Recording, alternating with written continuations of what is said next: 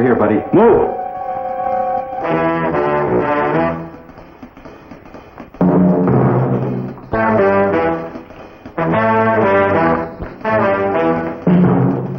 Sorry, baby.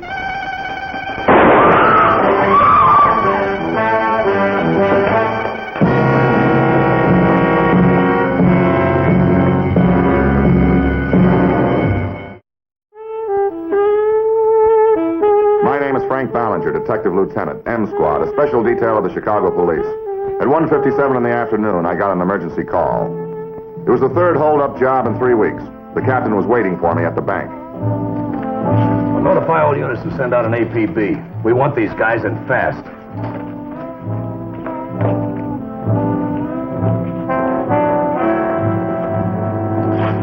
Oh, Frank. This time we know who we're after. Steve Butler. Right. We got a positive identification from the employees. What's the M.O.?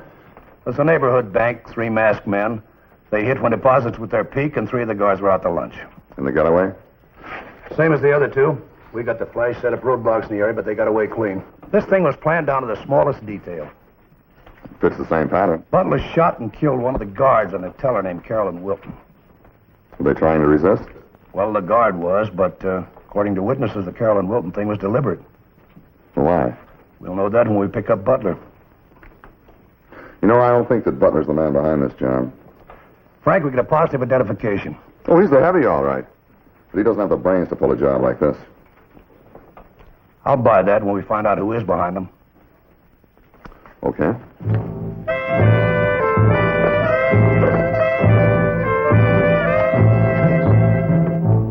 Only a psychopath kills without a motive, and Steve Butler wasn't one. There was some reason why Carolyn Wilton had to die. After checking with her fellow employees, I went to see her father. Sweet, gentle girl like Carolyn. So happy. And to shoot her down that way. That's just the point, Mr. Wilton. Butler must have had a reason. What do you mean? I think that Carolyn knew something. Information that could be dangerous if she lived to talk. You're not accusing Carolyn of being involved with this thing. I didn't say that. What are you trying to say, Lieutenant? They told me down at the bank that Carolyn had been seeing a man in the past few weeks. Do you know anything about that? Lou Porter. If he's the man you mean, he's taken to a lunch a few times and movies.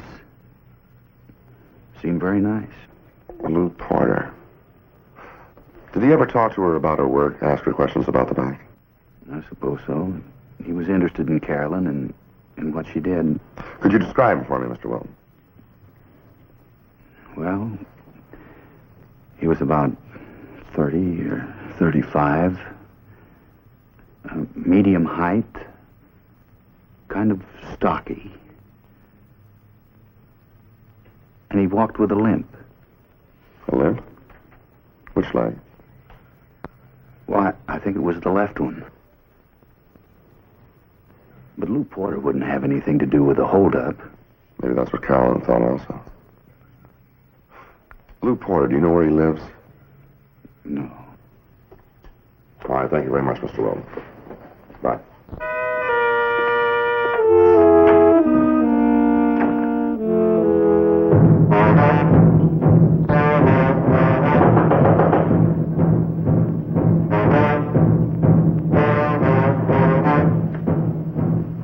Who is it?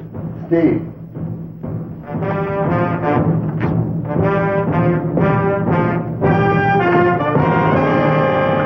I told you to stay away.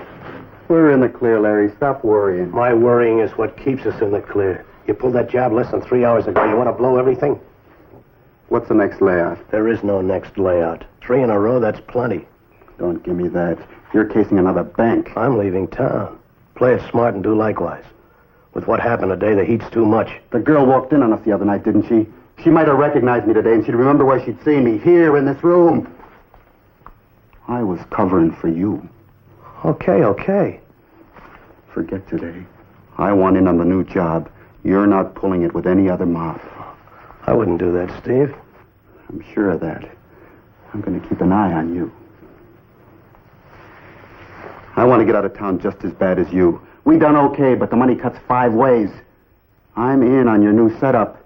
Do we talk about it now?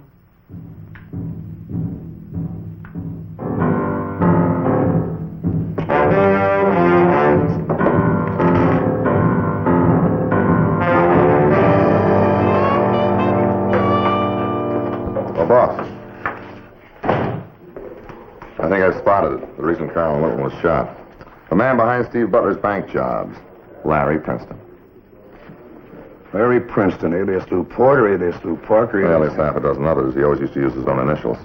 I first saw this FBI report when the bank robbery started. The bell didn't ring until I talked to Carolyn's father, and he described a man that she'd been seeing.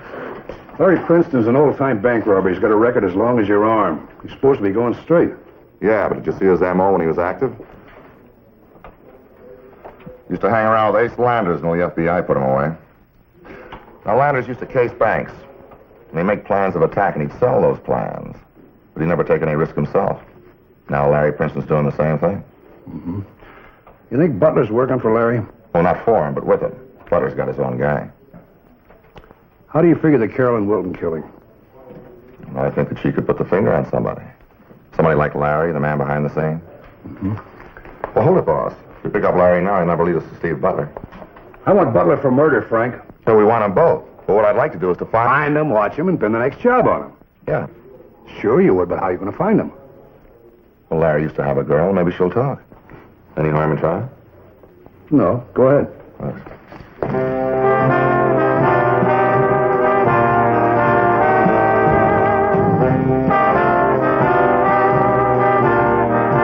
It was a long chance. Larry had broken off with this girl over a year ago. But the woman's scorn can be helpful if the scorn went deep enough. And I knew Ruby Angel had been hurt badly. Badly enough to be willing to meet me.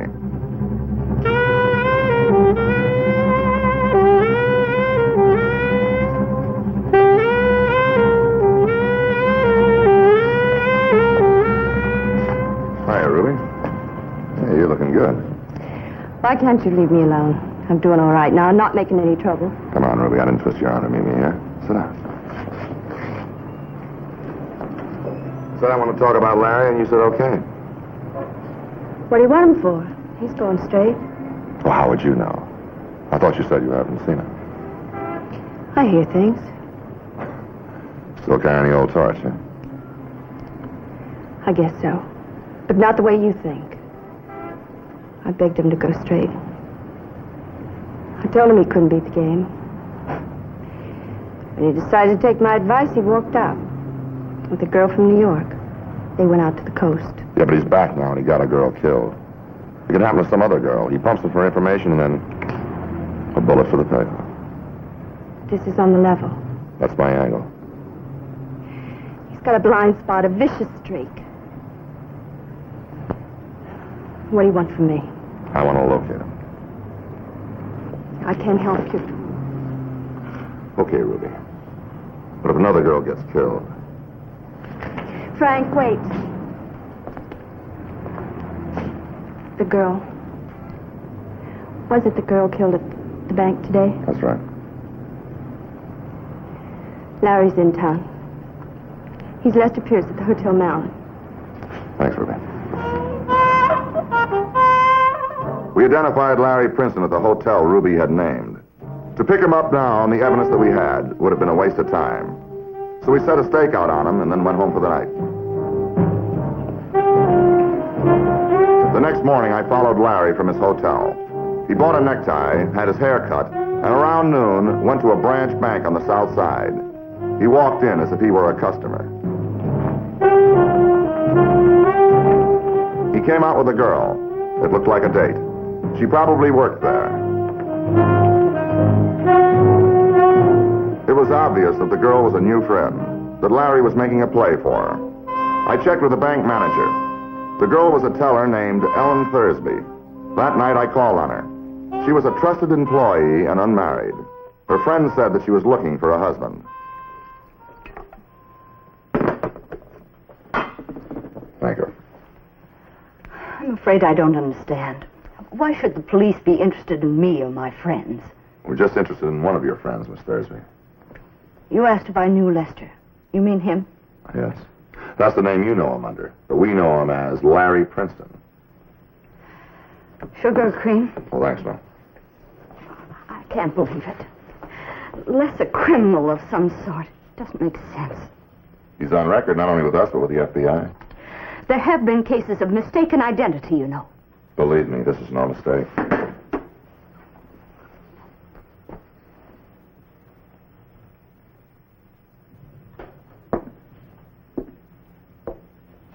He's been in prison.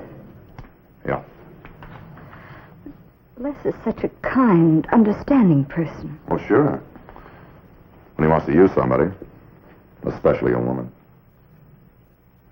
Tell me one thing, Miss Thursby. Has he said anything to you about, marriage? I was so sure he cared for me. Probably he's changed. He's living all that down. I wish that were true for your sake. But his type never changes. Why should he do this to me? Well, I have a hunch about that. I'm going to ask you to do something for me, Miss Thursby. If he asks you any questions about the bank, no matter how simple they seem, don't answer or say that you don't know. He hasn't asked me anything like that. You'll have to be careful, because he's an old hand at finding out what he wants to know. Why haven't you arrested him? I can't. We don't have any evidence, just suspicion. But if we can nail him red-handed... I know there's a big risk involved, Miss Thursby, but you could help us. Never want to see him again.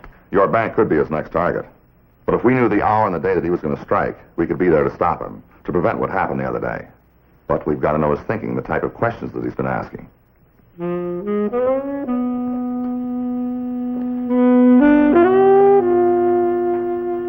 All right. If I was right about Larry, there was some danger for Ellen. But we'd be with her every step of the way, watching over her. My next move was to take a look at Larry's hotel room, with the help of a search warrant and the house detective. But there was nothing incriminating in his bedroom, his luggage, or the living room. He was Lester Pierce, businessman from Duluth.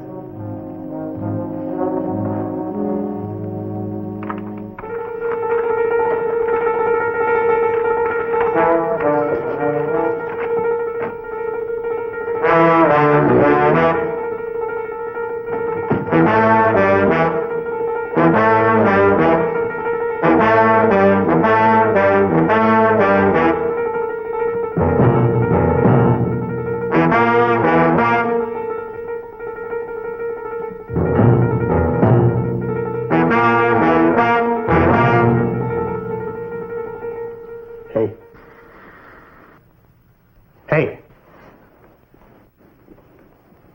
Come on. What? Who let you in here? I pay the rent here. Well, tell them car shops I gotta get some sleep, huh? This isn't your room. 6:12. I've been here a whole month. Now get out, huh? This is 512.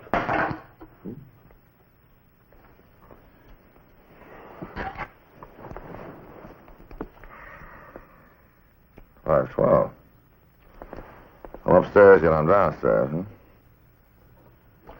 Yeah, but I'll bet you that's my bedroom. Come on, cut the comedy. He sent you here to check on me. But I won't be watched. Not by him or anybody else. I won't be watched. I'll get out. Come on, what's eating you? You come busting in here. Can't you be nice about it, buddy? Come on, you tell him I'll phone him when I'm ready and not before. Go on. Look, I'll tell you what. Why don't you go on down and buy a drink, huh? I'll go on. Come on, I'll wait for you. Come on.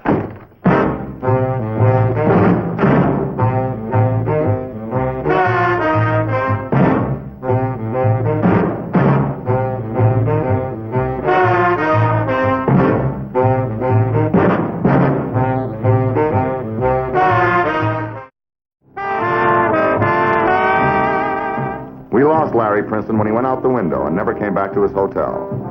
And when I checked in the next morning, I was in for it. So he got away from you, huh? Anything from the lab on that glass or something? Well, up to now, nothing but a lot of smudged prints. Well, a print could prove Larry's identity, that he's in Chicago under an assumed name. Well, let's pick him up. For what, using a false name? We don't have anything on him except that he knew Carolyn Wilton. He's probably hiding his past from her. A lawyer could spring him like... That double talk he gave you sounds like he's cooking up a deal with somebody. Yeah, with somebody that doesn't trust him. You think he spotted you for a cop? No. I think he's worried about mob trouble. It could be. But if he shows up at that bank today, we'll know he's not worried about the police. Yeah, we'll see. Well, just don't let him see you.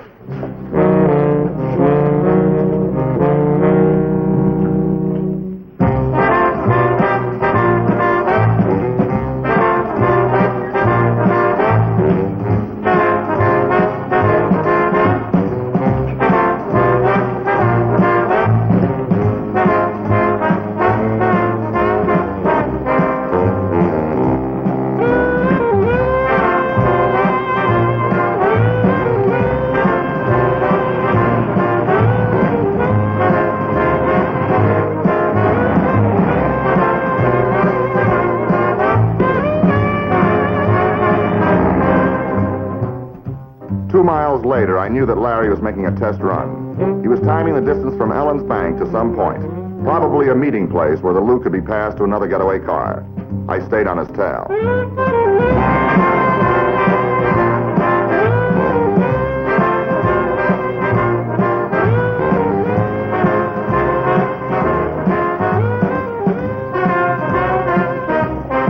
This was the rendezvous. They'd pull a job and meet here to change cars. It was an old pattern, but knowing the pattern could be an edge.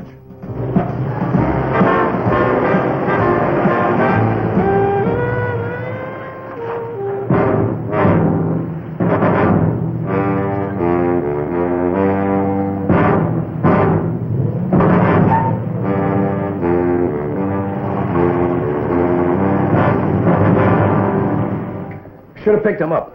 Now he's vanished. We don't know when he's going to hit again, and we can't find Steve Butler. I'm still counting on Ellen Thursby. Yeah, if it's that bank. Take a look at this.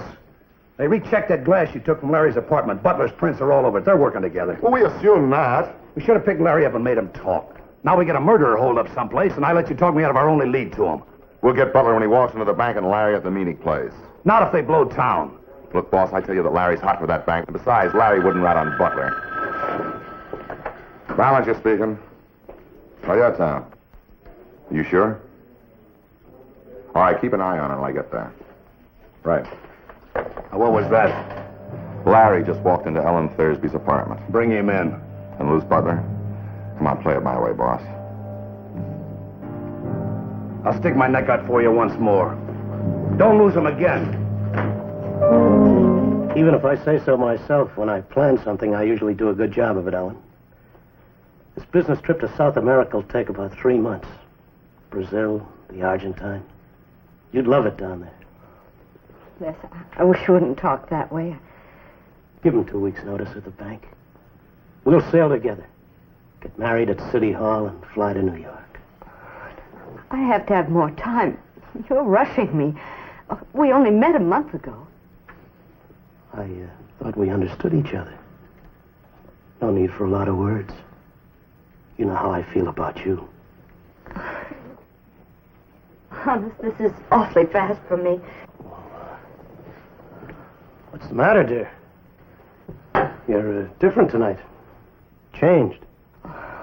No, Les. Well, it's just that I'm dead tired from all the work I've had today. I can imagine. Well, we won't plan on lunch tomorrow. It's your payroll day. Or is it the next day?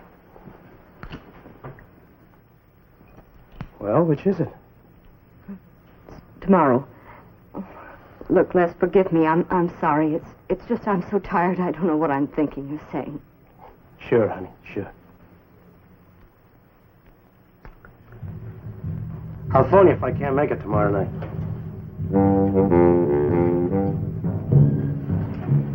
Good night, honey.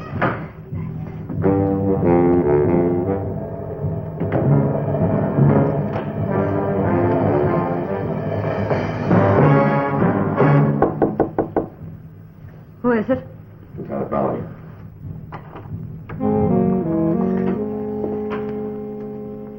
Where is he? Well, don't worry, he's left the building. I was on the upper landing. Well? Well, he kept talking about getting married, and he asked me about payroll day. He was forcing me to answer. I had to say something. Well, what'd you tell him? I told him tomorrow. But I think he's guessed.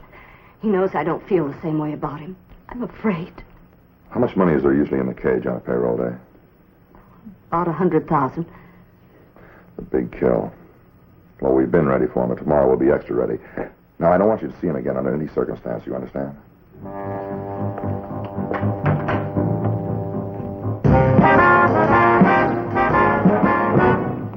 bank's officers were working with us. Now plainclothesmen replaced all employees on the main floor. The bank's regular business would be conducted in the office section. The men and women tellers worked from in there. By the time they opened up for business that morning, the bank looked normal, and we were ready. Okay, you guys make like your tellers, and you better have your machines handy. Sorry, folks. You'll all have to move into the manager's office. Police business. Oh, you two, why don't you stand up here like your customers?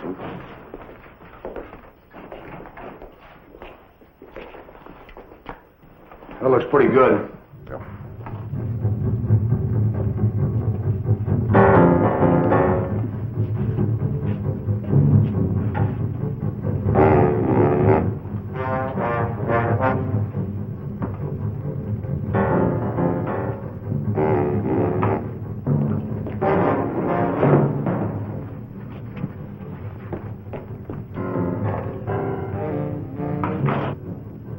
Stakeout's gonna hurt business today. Not if we can stop a heist. Go check that detail outside. Good idea.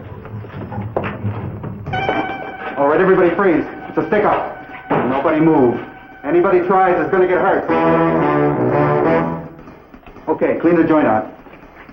Forget it, Butler. It's the police.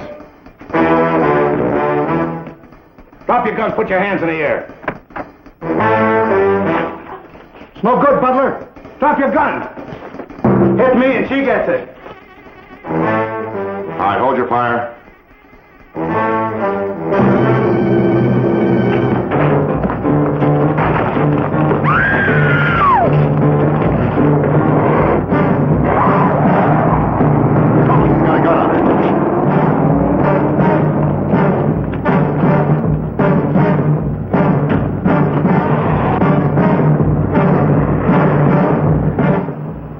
Butler was taking the prearranged route.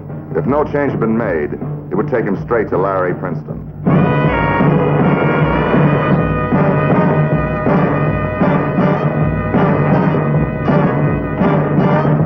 Went wrong. The cops are waiting for us. Well, what went wrong? How do I know? We walked right into it.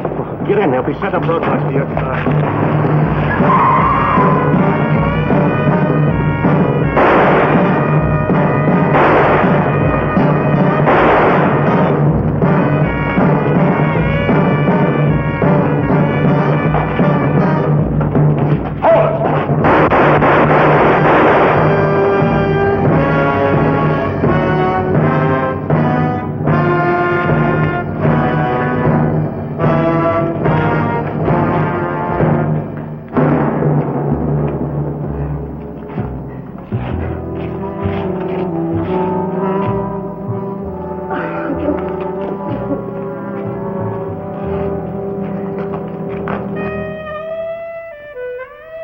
Larry Princeton is now in Stateville Prison for the rest of his life.